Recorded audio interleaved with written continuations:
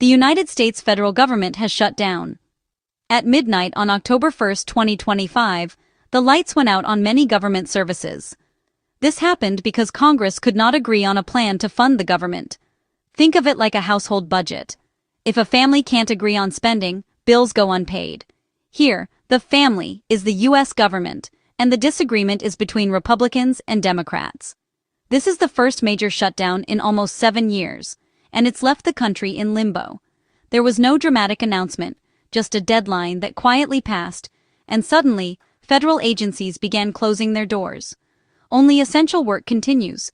Everything else is legally required to stop. The failure to pass a funding bill has created a crisis in Washington, with both sides blaming each other. Shutdowns like this happen when the president and Congress can't agree on a budget for the new fiscal year. This time, the Republican-led House and Democratic-controlled Senate were too far apart to compromise.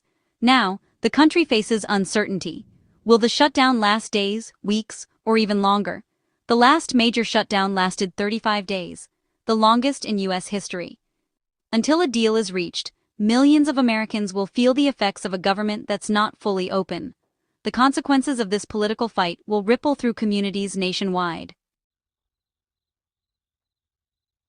The main reason for this shutdown is a deep disagreement over health care, specifically the Affordable Care Act, or Obamacare. Democrats want to continue enhanced subsidies to help millions afford health insurance, calling it essential for families. Without these subsidies, they argue, insurance would become unaffordable for many. Republicans, however, see the subsidies as too expensive and a driver of national debt. They believe the private market should handle health insurance, not the government. The central conflict. Should the government help people pay for health care, or should it step back? Democrats see health care as a right and are willing to fight to protect these subsidies. For them, it's a moral issue, not just a budget line. Republicans want to use the shutdown as leverage to reduce the scope of Obamacare and cut government spending. They argue this is about fiscal responsibility and limiting government's role. Neither side is willing to give in, making compromise nearly impossible. This fundamental clash over values and priorities is why the shutdown happened. Until one side yields, the government remains closed.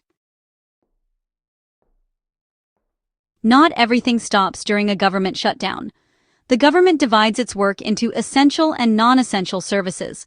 Essential workers, like air traffic controllers, border agents, and the military, must keep working, even without pay. Non-essential workers, however, are furloughed, sent home without pay, unable to do their jobs. This includes people who process passports, run national museums, or handle economic data.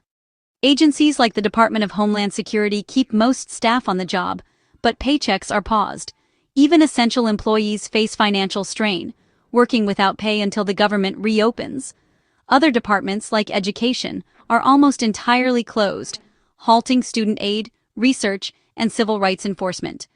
Agencies that track economic data, like the Bureau of Labor Statistics, suspend operations, so key reports aren't released. The shutdown creates a patchwork government. Some functions continue, others vanish overnight. The impact is immediate for workers and the public who rely on these services. Furloughed employees face uncertainty and financial stress. Essential workers are caught in a bind, serving the country but not getting paid. The longer the shutdown lasts, the deeper the disruption. The government becomes a system of haves and have-nots. Critical services limp along, everything else grinds to a halt. The effects are felt far beyond Washington.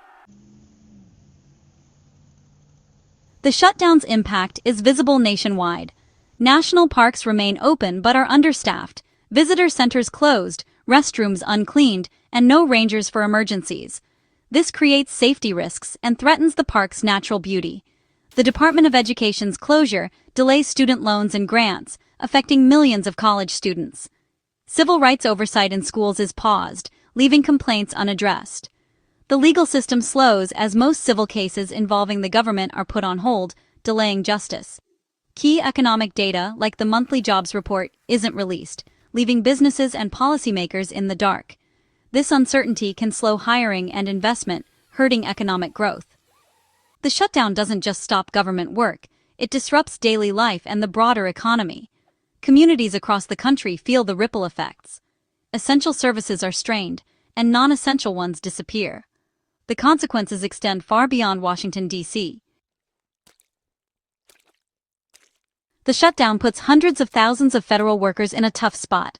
Furloughed employees are sent home without pay, unsure when they'll return or get paid again.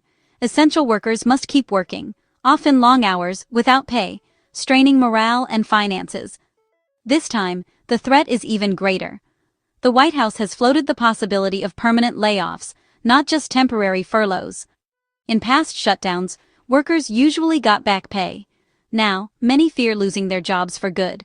The Fork in the Road initiative led to 100,000 workers already accepting buyouts, deepening the staffing crisis. Agencies are losing experienced employees, making it harder to function even after the shutdown ends. Meanwhile, members of Congress still get paid, highlighting the unfairness. Federal families face real hardship, while the people responsible for the shutdown remain insulated. The longer this lasts, the more severe the impact on workers and government services. The stakes for federal employees have never been higher. The 2025 shutdown stands out for several reasons. For the first time, agencies are preparing for permanent layoffs, not just temporary furloughs. Federal websites now display partisan messages blaming the other side, a break from nonpartisan tradition and possibly a violation of ethics laws. The shutdown follows aggressive moves by the Trump administration, like freezing infrastructure and climate funding in Democratic states. These actions suggest a broader strategy, using executive power to target political opponents and dismantle programs. The political climate is more polarized than ever, with both sides entrenched and compromise elusive.